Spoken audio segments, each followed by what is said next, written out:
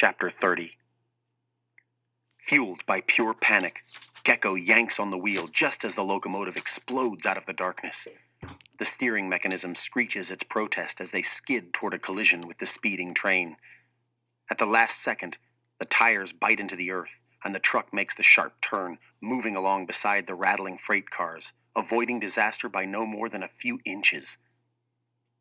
RJ peels himself off the wall of the payload and peers over Gecko's shoulder. "What was that? Where are we?" "We're driving beside a train," Gecko says faintly. "I'm pretty sure we lost that cop." "And I'm pretty sure I need to change my underwear," seethes Terrence. "You trying to kill us, dog?" Roxanne's voice is barely a whisper. "What do we do now?" Gecko has absolutely no idea. He's not even certain the truck has enough guts to get them back up the embankment to the street. They parallel the train for a few minutes until it passes. Then they continue on slowly, looking for a spot that's a little less steep. The ascent is slow and messy. The spinning tires kick up so much mud that Gecko has to run the windshield wipers just to see. At long last, the white van that descended into the hollow emerges, a filthy brown one. Gecko leans out the window. The Ajax Linen Service logo is completely obliterated by grime. "The cops will never recognize us now." "Not unless we get pulled over for driving while disgusting," Terrence agrees. "Even so, stay off the main roads," RJ advises. "By now, the whole police force must know about us." Healy speaks up. "Would somebody mind telling me what's going on?" As they start off, moving cautiously south toward Manhattan, RJ begins the long story. "Your name is Douglas Healy, and you're the founder of an alternative halfway house." Gecko concentrates on the road and their surroundings, but keeps an ear open for any sign that the group leader's memory is coming back. The initial indicators are all bad. "I don't recognize you," he tells them. "I remember Gecko from Yorkville, but the rest is a blank. I've never even heard of Douglas Healy, and that's me." "Keep an open mind," Roxanne pleads. "Sooner or later, something has to ring a bell." On the slow serpentine trip, Gecko sees a number of police cars and makes a point of veering down side streets to avoid a close encounter. Their vehicle may look different covered in mud, but it's still a panel truck. Surely by now, Bronx County Psychiatric has taken a head count and realized that they're short one John Doe. Behind him, RJ is feeding Healy his own life story from the personal file on his computer. Gecko recites along mentally as he drives. Healy's childhood in New York, his arrest for assault at the age of 15, a fight that broke out while he was selling fireworks across state lines with an older cousin, 32 months in juvie, followed by a comeback in which he put himself through college and returned to Manhattan to work as an accountant. Next, the death of his parents just a few months apart, leaving him with no living relatives. And, most important of all, his decision to pool his modest inheritance with a Garfield grant to found a program to help juvenile offenders get their lives back on track, just as young Douglas Healy had. The group leader listens with a look on his face like he's watching a movie of the week. It's an interesting story, but that's all. No recognition. "I want to believe you.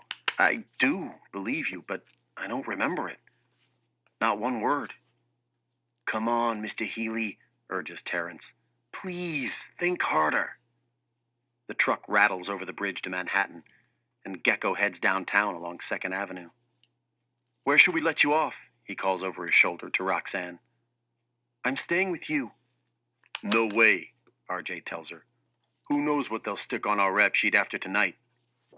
"I'm not leaving until this gets settled, one way or the other," she says stoutly. "I want to see what happens to you. All of you."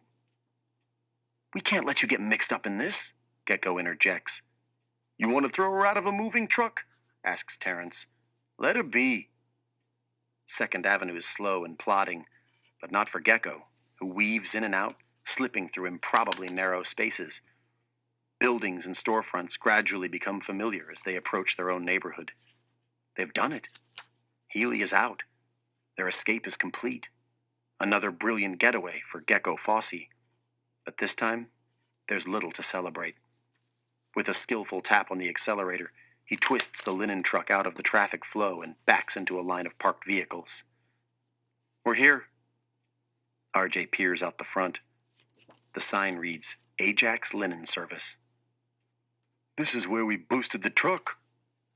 Gecko shifts into park and separates the hot wires. The engine dies. The five of them, Gecko, RJ, Terrence, Roxanne, and Healy, climb out and bustle down the avenue. The group leader has no coat and hugs himself against the biting wind. Gecko sneaks a glance at him, searching for even the slightest sign of recognition in his any-color eyes. No.